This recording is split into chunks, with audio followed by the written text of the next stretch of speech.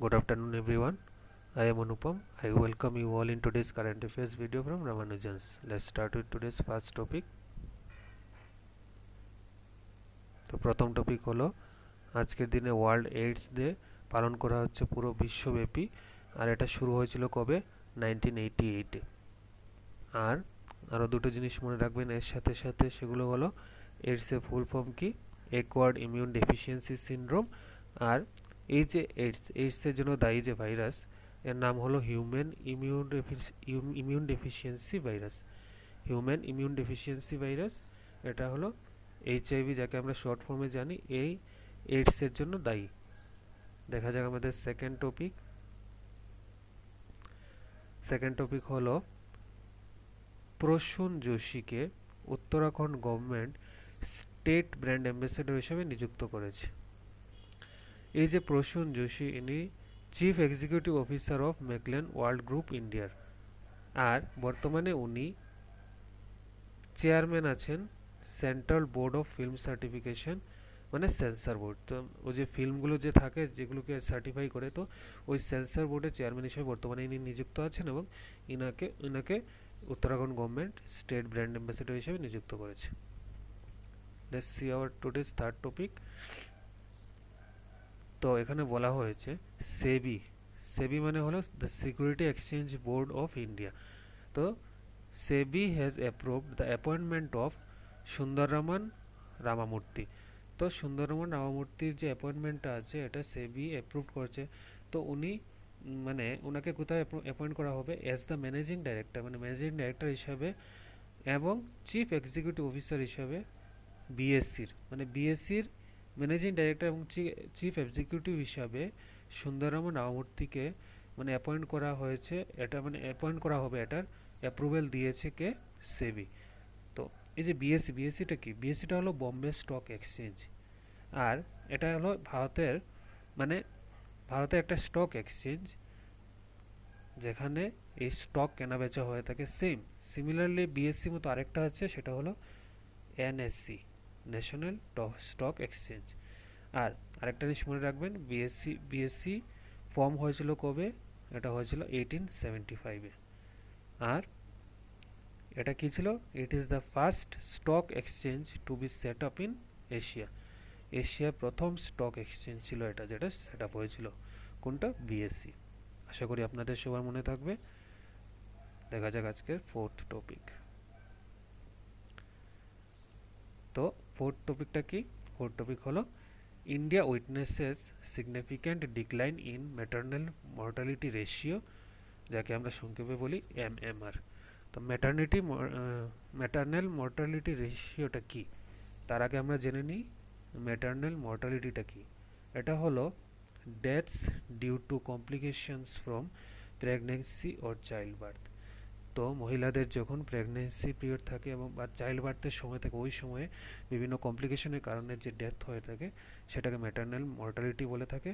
এবং এই মর্টালিটিকে যখন আমরা একটা টাইম ফ্রেমে বা টাইম পিরিয়ডের মধ্যে পার 1 লাখ প্রেগনেন্ট ওমেনের সাথে যখন তুলনা করা হয়, তখন এই রেশিওটা আসে, যেটাকে আমরা এমএমআর বলি। তো রেজিস্ট্রার জেনারেল অফ ইন্ডিয়া এরা কি করেছে? on 13th November রিলিজ করেছে the report which shows India has significant decline in the maternal mortality ratio from 130 in 2014 to 16, 2014 থেকে 16-তে যেটা ছিল 130, প্রত্যেক 1 লাখের মধ্যে, সেটা এখন রিডিউস হয় 97 হয়েছে। কত থেকে কতর মধ্যে? 2018 থেকে 20-এর মধ্যে পার লাখ লাইভ বার্থস, প্রত্যেক 1 লাখ যে জন্ম হয়েছে তার মধ্যে 97 এটা দেখা গেছে বর্তমানে। আগে 130 ছিল, এখন 97 হয়েছে। এর সাথে আরও একটা ইনফরমেশন জেনে রাখবেন, সেটা হলো Assam has the highest maternal mortality rate of 195, এখানে ডেথ সবচেয়ে বেশি হয়ে থাকে, 195 হয়ে থাকে। And Kerala has the lowest MMR of 19 per lakh live বার্থস। আসামের মধ্যে প্রত্যেক 1 লাখ বার্থের মধ্যে 195টা কেসে ডেথ দেখা গেছে, আর যেখানে কেরালাতে সবচেয়ে কম 19 জনকে দেখা গেছে। আশা করি আপনাদের মনে থাকবে। চলে যাচ্ছে আমাদের ফিফথ টপিক হলো Preeti Sudan former health secretary was administered the oath of office as a member of UPSC on November 29। তো প্রীতি সুদানকে মানে মেম্বার অফ ইউপিএসসি নিযুক্ত করা হচ্ছে অন নভেম্বর 29। তো উনি কে ছিলেন? উনি হলেন ফর্মার হেলথ সেক্রেটারি, মানে প্রাক্তন হেলথ সেক্রেটারি। আর উনি আগে কাজ করেছেন কনসালটেন্ট ফর দ্য ওয়ার্ল্ড ব্যাংকের কনসালটেন্ট হিসাবে আগে কাজ করেছেন, এবং ওনার কিছু সিগনিফিক্যান্ট কন্ট্রিবিউশন আছে কোথায়? In Beti Bachao Beti Padhao and Ayushman Bharat programs. এই যে দুটো প্রোগ্রাম আছে এগুলোতে মানে ওনার সিগনিফিক্যান্ট কন্ট্রিবিউশন আছে। Today's sixth topic, group M South Asia CEO Prashant Kumar elected as President of Advertising Agency Association of India AAAI for 2022-23। তো গ্রুপ এম সাউথ এশিয়ার সিইও যিনি প্রশান্ত কুমার, তো উনি ইলেক্টেড হয়েছেন প্রেসিডেন্ট হিসেবে কার? Advertising agency association of India, যেটাকে আমরা সংক্ষেপে AAAI বলে থাকি। AAAI ফর্ম কবে হয়েছিল? In 1945। Seventh topic, KVIC chairman Manoj Kumar has inaugurated the ambitious rehab project।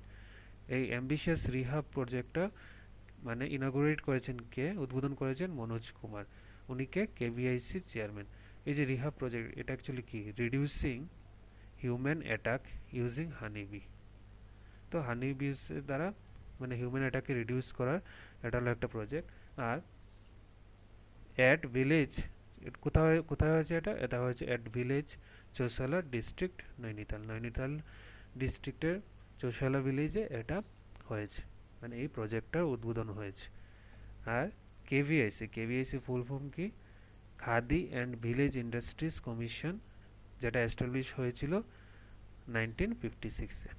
এটা কিন্তু important, Khadi and village industries commission, যাকে আমরা সংক্ষেপে জানি কেভিআইসি, এবং এটার এস্টাবলিশমেন্ট হয়েছিল 1956-এ।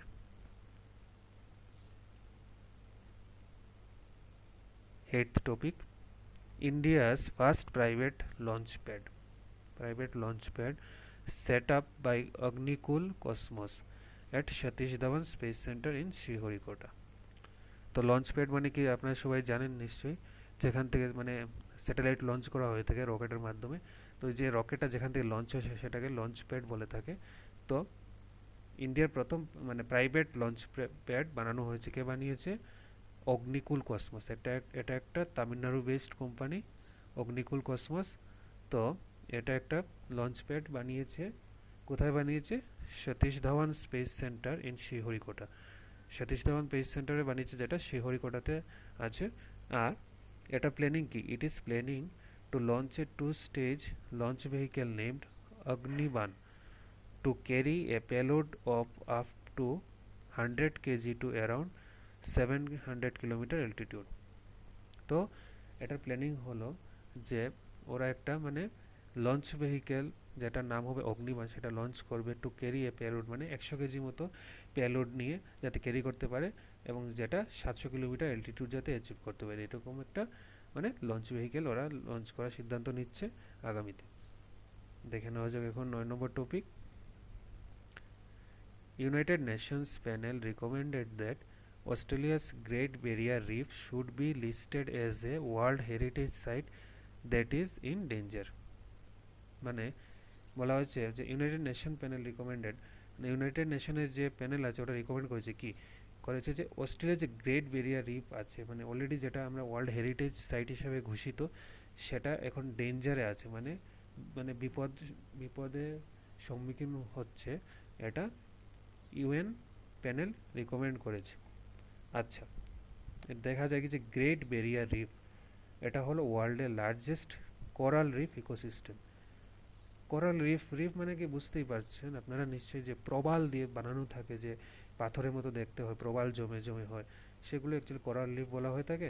আর যে the reef is made up of more than 2900 reefs and 900 island।